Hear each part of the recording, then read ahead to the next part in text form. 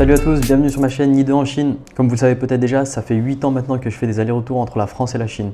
Alors aujourd'hui, j'ai décidé de créer ma chaîne pour vous montrer à quoi ressemble ma vie en Chine. Dans mes vidéos, je vous donnerai des astuces, je vous partagerai les bons plans et je parlerai de la culture chinoise. Aujourd'hui, pour la première vidéo, je vais vous montrer le matériel avec lequel je vais faire mes vidéos. Allez, c'est parti, on déballe.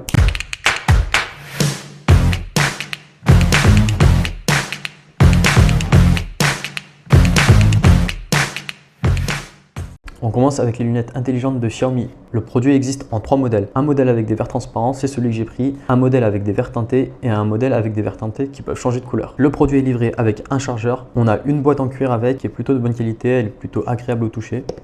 Et enfin, la paire de lunettes. Alors moi je l'ai prise en noir, elle existe aussi en marron et en vert. C'est un modèle assez classique, elle est légèrement grosse, vous voyez les branches sont un peu plus larges parce qu'il y a des écouteurs à l'intérieur. Si je les porte, ça va, elles sont légèrement grosses mais c'est pas choquant. Alors au niveau des fonctionnalités, vous avez bien sûr la plus importante qui est la caméra ici. Vous avez un bouton sur la branche à droite qui permet de prendre des photos et des vidéos. La résolution est de 12 millions de pixels. On peut aussi faire des lives avec, mais pour le moment c'est limité à certaines applications chinoises. Donc je trouve que le rendu est quand même assez pas mal pour les photos et pour les vidéos. C'est assez pratique pour les influenceurs ou alors pour ceux qui veulent prendre des vidéos de leur quotidien ou alors ceux qui veulent prendre des vidéos pendant qu'ils font du sport. Ça évite d'acheter une caméra sportive ou alors de tenir son téléphone portable à la main. Au niveau des branches, on a des écouteurs à conduction osseuse. Donc pendant qu'on entend le son du téléphone, on entend aussi tout ce qui se passe autour. Donc ça c'est plutôt agréable. Mais bien sûr, forcément, la qualité du son est un peu moins bien que par rapport à des écouteurs ou un casque. Pour les autres fonctionnalités, il y en a deux principales qui sont vraiment très utiles. La première fonctionnalité, c'est l'enregistrement audio des conversations. Alors avec les lunettes, on peut enregistrer des conversations et les lunettes vont retranscrire à l'écrit la conversation et avec l'IA, elle va générer un résumé de la conversation. Donc il y a plusieurs modes de restitution de la conversation. Il y a par exemple le mode réunion qui va mettre en avant les différents sujets qui ont été abordés, les points de vue de chacun, les points en suspens ou alors les étapes à venir. Ou sinon il y a par exemple le mode présentation où les lunettes vont faire une synthèse des points importants qui ont été abordés, des questions qui ont été posées. Seul petit bémol aujourd'hui, c'est que cette fonctionnalité ne supporte que la langue chinoise et la langue anglaise. Peut-être qu'avec les mises à jour futures qui arriveront, elle supportera plus de langues. L'autre fonctionnalité qui marche vraiment très bien, c'est la traduction. Donc là pour le coup, le choix de la langue source et le choix de la langue cible est vraiment très large. On peut traduire vraiment quasiment toutes les langues. Donc cette fonctionnalité, elle permet d'écouter des conversations ou alors des conférences en direct et ça c'est vraiment très pratique. Par contre, ça remplacera jamais un traducteur parce qu'on ne peut avoir qu'une seule langue source et une seule langue cible à la fois. Donc voilà, c'était un test très rapide des lunettes intelligentes de Xiaomi. Pour le moment, il n'y a pas encore de date annoncée pour une sortie à l'international, mais c'est clairement un concurrent crédible pour les lunettes Ray-Ban de Meta avec une autonomie annoncée de 8 heures pour un usage standard. Pour les prix, ça va de 2000 yuan à 3000 yuan, soit l'équivalent de 240 € à 360 €. À savoir qu'il y a des mises à jour en continu sur les lunettes et que Xiaomi a promis que d'ici fin septembre, il sera possible de payer avec les lunettes en scannant des QR codes. À ce sujet, je vous ferai une vidéo séparée sur les moyens de paiement en Chine. Pour le deuxième gadget, il s'agit du microphone Lark Max de la marque Moma, une marque chinoise. Donc avant de prendre un microphone, j'ai vraiment hésité, comme tout le monde, à prendre un microphone DJI. En plus, le DJI Mac 3 vient de sortir, mais après quelques recherches, j'ai vu que le microphone Lark Max M2